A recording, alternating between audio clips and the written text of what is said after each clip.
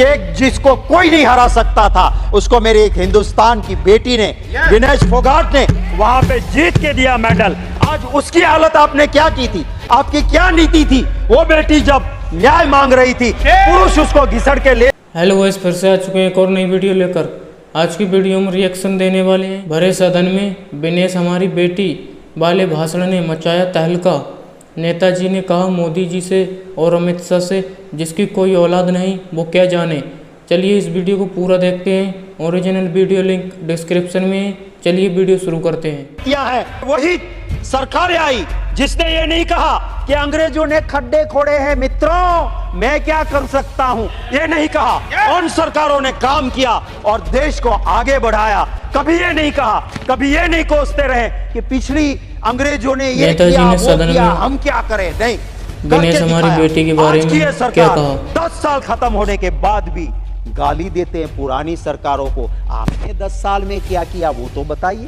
अरे आप पुरानी सरकार को गालियां देते। मैं जरूर ये बात कहूंगा कि जब फाइनेंशियल कंट्रोल है इस पार्लियामेंट का, इस सरकार के नेताजी ने ऊपर, मोदी जी और तो कुछ अमित शाह की बोलती बंद कर दी सदन में। सरकार को कहना चाहता हूं, ये देश कृषि प्रधान देश है, उद्योग प्रधान देश नहीं है।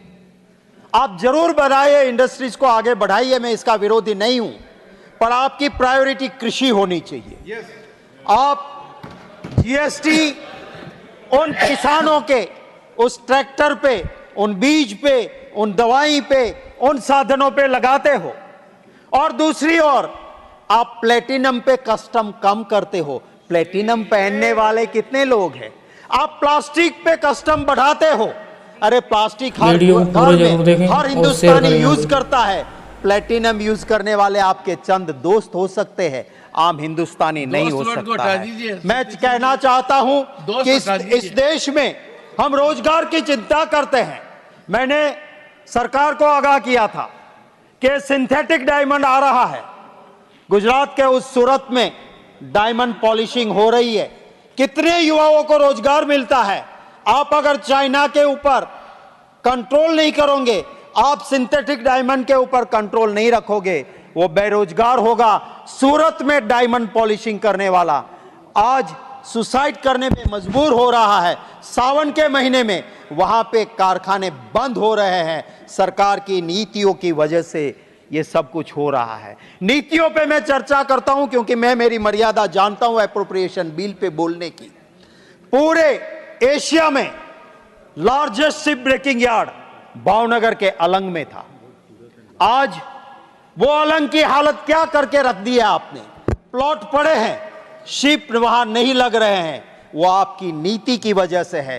बांग्लादेश में शिप ब्रेकिंग यार्ड चल रहा है, पाकिस्तान में चल रहा है, ताइवान में चल रहा है, और मेरे देश में गुजरात के उस अलंग में शिप ब्रेकिंग यार्ड क्यों नहीं चल रहा है? आपको थोड़ा सोचना होगा। मैं जरूर यह कहूंगा कि आप जब स्पोर्ट्स की बात करते हो, आप रमत की बात करते हो, आपकी नीति कैसी होनी चाहिए?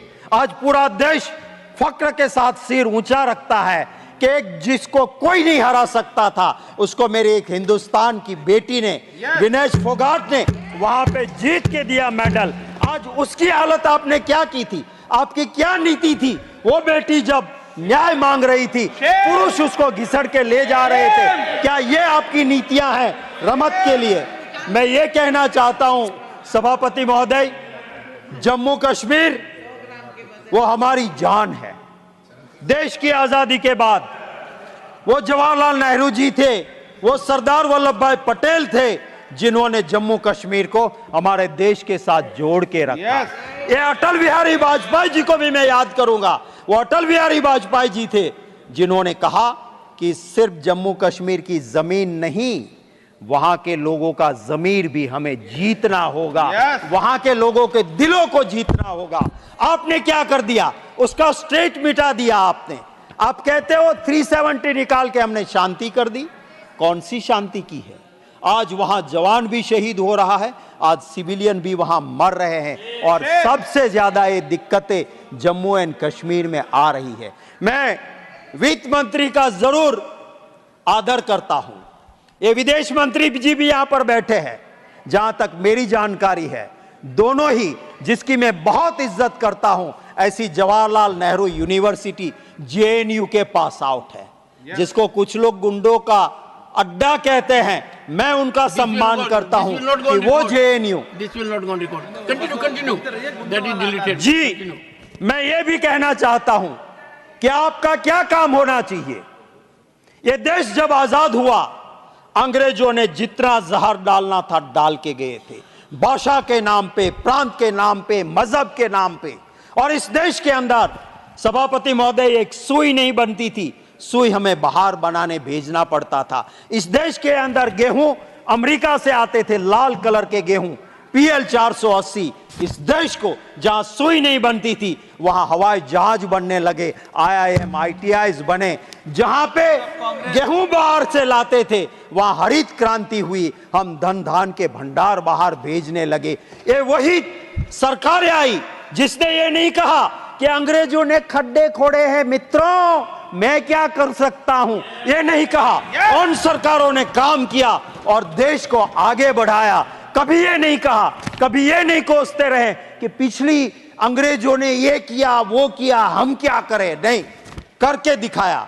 आज की ये सरकार 10 साल खत्म होने के बाद भी गाली देते हैं पुरानी सरकारों को। आपने 10 साल में क्या किया वो तो बताइए। अरे आप पुरानी सरकार को गालियां देते हो, जहां अटल बिहारी वाजपेयी जी भी रहे, जहां चंद्रशेखर जी भी रहे और सरकारें भी रही, आपको उनकी अच्छी बातें दिखाई नहीं देती है। मैं ये जरूर कहूंगा कि आज आप जो GST का, कल ही मेरा क्वेश्चन था सभापति महोदय, GST में जितनी गड़बड़ियां हो रही है, आप टैक्स का नया स्ट्रक्चर लेके आते हो, पर पुराने स्ट्रक्चर में कौन चोरी कर रहा है इसको पकड़ने की आपकी अपनी काबिलियत होनी चाहिए।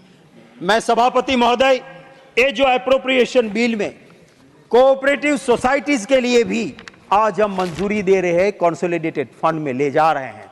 जिस सरकार में पहले एग्रीकल्चर एंड कोऑपरेटिव साथ था, वो एक दूसरे को कॉम्प्लीमेंट करते हैं, कॉम्पीट नहीं करते हैं।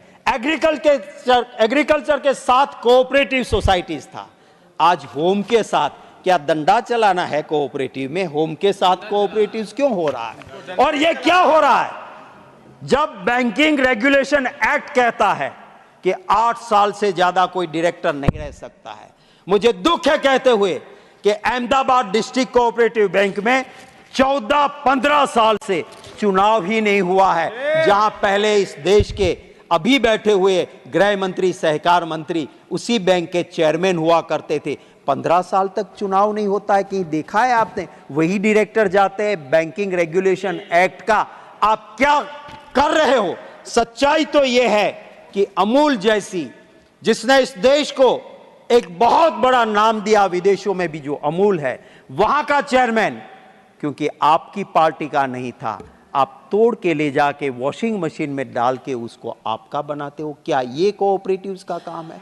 कोऑपरेटिव सोसाइटी का क्या ये काम है? शर्मनाक। क्या ये काम है कि आप मैंडेट दोगे पार्टी का? अरे कोऑपरेटिव सोसाइटीज में कभी भी सभापति महोदय राजनीति नहीं आती थी। राजनीति से ऊपर उठ के सब साथ मिलके काम करते थे। सभापति महोदय, इसी एप्रोप्रिएशन बिल में हम डिफेंस को पैसे दे रहे हैं, मुझे खुशी है। ये जय जवान जय किसान जय पहलवान वाला देश है। मैं कंक्लूड कर रहा हूं सर, नीति आपकी ऐसी होनी चाहिए कि जो जवान आपके वहां भर्ती होता है, देशभक्ति के लिए आता है। हम चैन की नींद सोते हैं तो उन जवानों की वजह से सोते हैं। और वहां पे अगर आप अग्निवीर जैसी स्कीम लेके आओगे तो इस देश की सुरक्षा का क्या होगा? इसी चिंता के साथ मैं आपका दिल से धन्यवाद करते हुए मेरी बात खत्म करता हूं। चलिए वीडियो यहीं पर ख़त्म करते हैं। अगर आप भी ऐसी वीडियो देखना पसंद करते हैं तो हमारे चैनल को ज़रूर सब्सक्राइब करें, वीडियो लाइक करें, वीडियो को ज़्यादा से ज़्यादा शेयर करें। Thanks for watching.